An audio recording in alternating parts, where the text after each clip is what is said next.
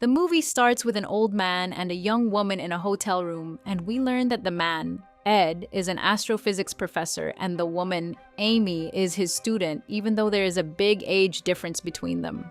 Despite that, they love each other very much, and Ed leaves Amy promising to meet her at the next astrophysics conference.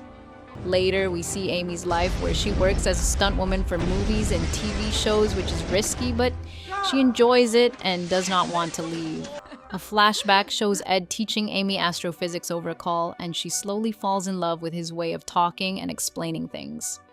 Ed is already married and has a daughter, but he still loves Amy, and their relationship continues for a long time without problems until one day Ed disappears. Amy calls him, but he does not pick up and instead sends a message. Soon she receives flowers and a DVD at her house, and when she plays it, she sees Ed on video telling her that he loves her so much that even if he dies, he will come back for her. Amy becomes very emotional and does not understand why he sent the video. Later, a string theory conference is about to start, and Amy goes there expecting to see Ed. Before it starts, she receives a message from him asking her to leave the conference, which she thinks is a joke because everyone came to attend. When the conference starts, the professor announces that Ed had passed away a week ago, and Amy feels like the ground has disappeared from under her feet.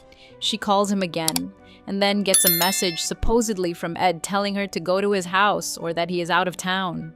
Amy rushes to his house, but finds it hard to speak with the doctor until Ed's daughter recognizes her and says she is the girl who had an affair with her father, which makes Amy very uncomfortable.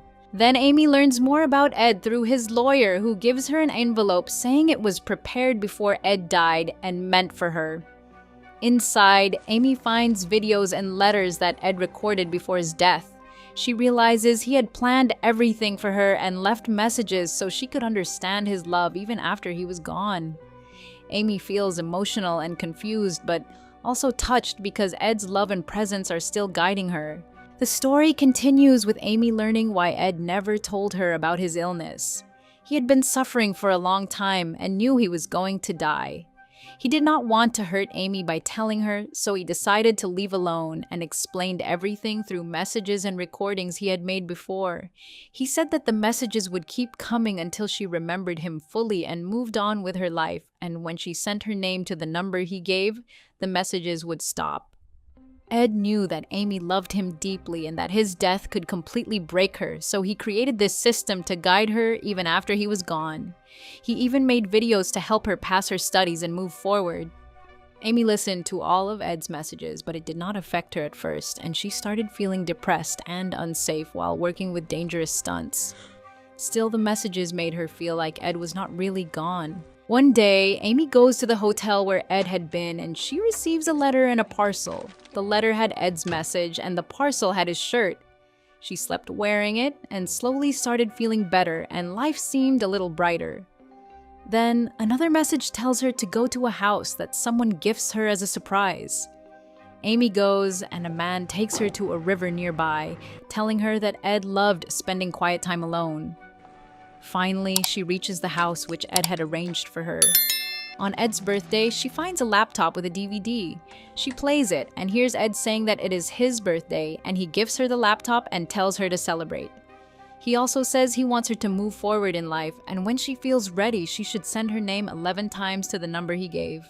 Amy reaches the cafe, and the owner treats her kindly as if he already knew she would come. There, she learns that Ed spent his last moments writing messages and recording videos for her. She receives a letter where he says he just saw a mountain and river reflecting her face, and she should go and see it. Amy goes to the river and sits by the bank. She sees the mountain reflection forming a girl's face in the water, and she feels overjoyed because Ed is there in spirit. She wants to send him a message in excitement, but then she realizes he is not physically there, and yet she feels his presence guiding her forward. Amy felt very sad when she realized something important. At home, she found another parcel and a DVD from Ed. She played the DVD, and in the video, Ed told her that he knew a secret about her. He said that she blamed herself for her grandfather's death in an accident, and because of this guilt, she had pushed her mother away and stopped talking to her. Ed told her that she should not carry this burden in her heart and that she should go and speak to her mother. Amy became very angry because she had argued with her mother recently. In her anger, she pulled the DVD out of the laptop and threw it into the bonfire. After that, she went upstairs, but soon realized that she had made a big mistake and she missed Ed very much. She rescued the DVD from the fire, but it was damaged, and her anger had made another mistake because she typed her name 11 times and sent it to the number Ed had given her. Now she knew no more messages from Ed would come, which made her even sadder. The next day, no message came, and Amy understood that she had made a serious mistake. She got the damaged DVD repaired and then discovered a recording that explained the accident. Ed and her grandfather were going somewhere and Amy was driving. The accident happened. Her grandfather stayed in the car while Amy was thrown out, and both of them died. That explained why Amy felt guilty for so long. Amy sent her name 11 times again to the number so she could get Ed's messages and videos back, but it did not work. Then she decided to meet Ed's daughter. At first, she thought Ed's daughter might be angry because Ed spent time with her instead of her, but she realized Ed's daughter actually loved them both equally and had no complaints. After that, Amy went to a delivery agency and asked if any parcels were coming for her in Ed's name. She found out the agency was receiving them on Ed's orders. She then visited a lawyer who explained that all the parcels and messages Ed had prepared would continue to arrive exactly as he had instructed, even though he was no longer alive. The lawyer reminded her that Ed had given strict instructions to follow the system until the very end and not to send anything ahead until the instructions arrived. Amy left feeling sad, but also determined to follow Ed's plan. Finally, she visited a place called the Cabinet, where she saw the system he had set up. At the same time, Ed's daughter called her and invited her to meet. Amy realized that Ed had thought of everything carefully so she could move forward in life while keeping his memory alive. Amy was not angry at anyone because she finally understood her father's love and that he had given her the recorder to help her remember.